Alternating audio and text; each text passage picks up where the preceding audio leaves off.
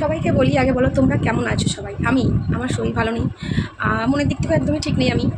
কিন্তু আজকে তোমার সাথে কিছু কথা শেয়ার করবো, অবশ্য সেটা আমার ব্যক্তিগত কথা, কাউকে নিয়ে কন্ট্রোভার্সি না। আমি কখনো সেভাবে কাউকে নিয়ে কখনো কন্ট্রোভার্সি করিনি। সব দিনই এটা চেয়েছি যে মানুষ ভালো থাকুক, তারা ভালো থাকুক, তাদের মতন করে ভালো থাকুক।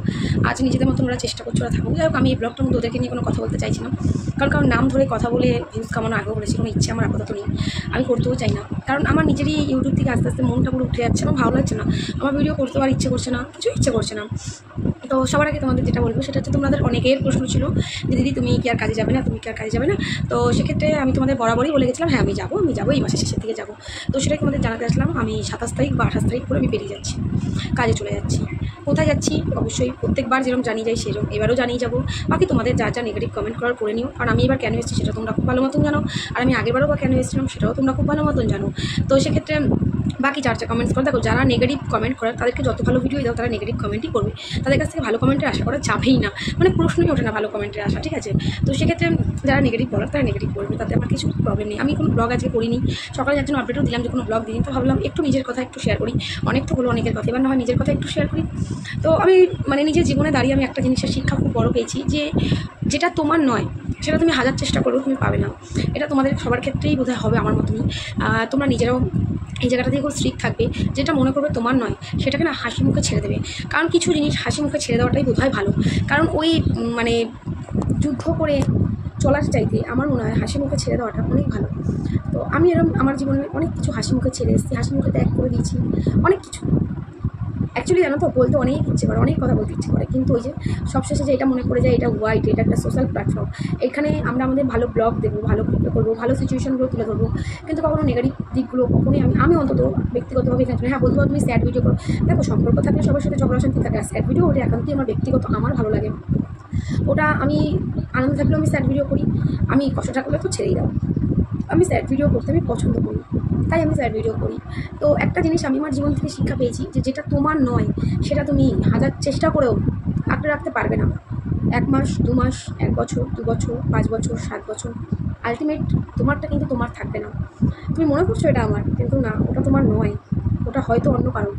ওই যে মানে ইমামদের ওই কথা খুব মনে পড়ছে আমার, এই তালাটাও ভালো, এই চাবিটাও ভালো, কিন্তু এই তালাটা এই চাবিটার জন্য নয়। নিজের জীবন দিয়ে অনেক জায়গা বুঝলাম, বহুদিন ধরে বুঝেছি। অনেক ছোটো বয়সে বিয়ে করেছিলাম, তো তারপর থেকে স্ট্রাগল চলছে। তার মধ্যে থেকে মানে ভগবানের দেওয়া সবচেয়ে শ্রেষ্ঠ উপহার আমার সন্তান। হয়তো আমার সন্তানের জন্য আজও বেঁচে আছি, নাহলে সত্যি বলতে যদি আমার সন্তান না থাকতো হয়তো আমিও থাকতাম না। আজকে আমার ছেলে ছিল বলে আমি বেঁচে আছি, বা বাবা মা, অবশ্যই আমার জীবনে আমার বাবা মার ভূমিকা তো অনেক বড়। আমার বাবা মা প্রথম ভুল করার পরে আমার বাবা আমাকে একটা কথা বলে দিয়েছিল, যে ভুল মানুষ একবার করে, বারবার না, তুমি সেই ভুলটা বারবার কিন্তু করো না। কিন্তু আমি এমনই একটা মেয়ে, বলে না ন্যাড়া বেলতলায় একবার যাবে, আর ওই যে আমি এমনই একটা ন্যাড়া, নিজের বেলতলায় বারবার গিয়ে বলেছি আয় বেল আমার মাথায় পড়, মানে নিজে ন্যাড়া হয়ে নিজেই বেলতলায় গিয়ে দাঁড়িয়ে বলেছি আয় বেল আমার মাথায় পড়। মানে আমি হচ্ছে এরকম একটা ন্যাড়া। লোকে বলে ন্যাড়া বেলতলায় একবার যায় না, আমি বেলতলায় বারবার গেছি। তো অনেক আগে অনেক কিছু বুঝেছি, সবই বুঝেছি, বুঝেও নিজেকে নিজের মধ্যে দাবিয়ে নিয়েছি, চুপ করে গেছি, অনেক কিছু থেকে সরে এসেছি, অনেক কিছু থেকে এখনও সরে উঠতে পারিনি, সময়ের সাথে সেটাও সরে যাব। শুধু একটা জিনিসই বলবো, যেটা তোমার নয় সেটা তুমি হাজার চেষ্টা করেও রাখতে পারবে না, এটাই আমি মনে করি। তাতে হাজার ভালোবাসা দাও, তুমি হাজার ভালো ব্যবহার করো, তুমি হাজারো টাকা পয়সা দাও, তুমি হাজারো মান সম্মান দাও, যেটা তোমার নয় সেটা তোমার কোনোদিন হবে না। আজকে সত্যি বলতে আমি মানসিক দিক থেকে প্রচুর রকম ভেঙে আছি, প্রচুর রকম।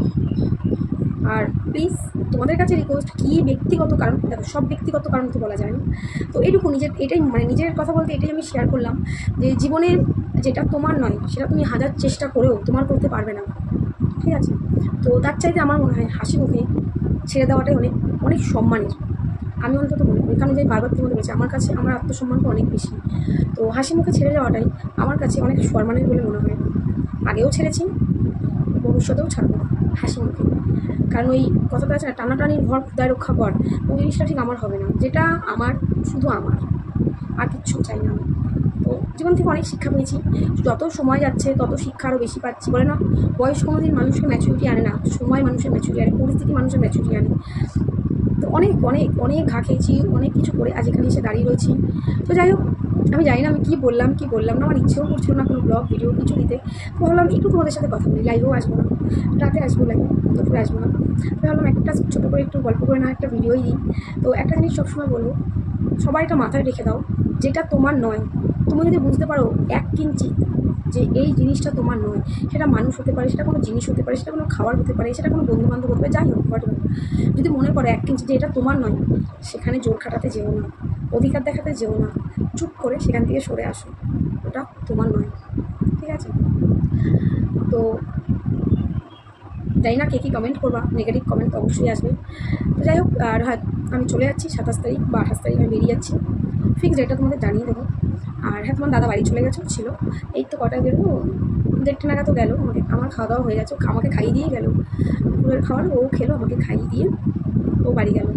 আর এখন আমি একটু শোবো, কারণ মাথা প্রচুর ঘুরছে, মানে হাত পা রীতিমতো কাঁপছে আমার, জানি না, মানে নিজের ভেতর থেকে নিজের প্রচুর রকম একটা কষ্ট বলবো, মানে চাপা কষ্ট বলবো, তো একটা চাপা কষ্ট হলে কী হয় সেটা হচ্ছে, মানে এমনই চাপা কষ্ট কারোর সাথে শেয়ার করার মতো না। হ্যাঁ, অবশ্যই মায়ের সাথে করেছি, কারণ আমি আমার মায়ের সাথে সব কথা শেয়ার করি, কারণ আমি জানি আমার মা এরকম একটা মানুষ, আমার মা আমার এরকম একটা বন্ধু যার কাছে সব বলা যায়, আর আমার বেস্ট ফ্রেন্ড, এই দুটো মানুষের কাছে সবটা শেয়ার করি বরাবর।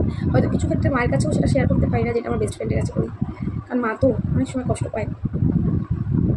তো চলো, নিজেদের পথে নিজেদেরকে আগাতে হবে। একটা জিনিস মাথায় রেখে, যখন পৃথিবীতে এসেছিলাম কেউ ছিল না, মা নিয়ে এসেছিল, শুধু মাকে চিনতাম, মা আমার মুখটা দেখেছিলাম।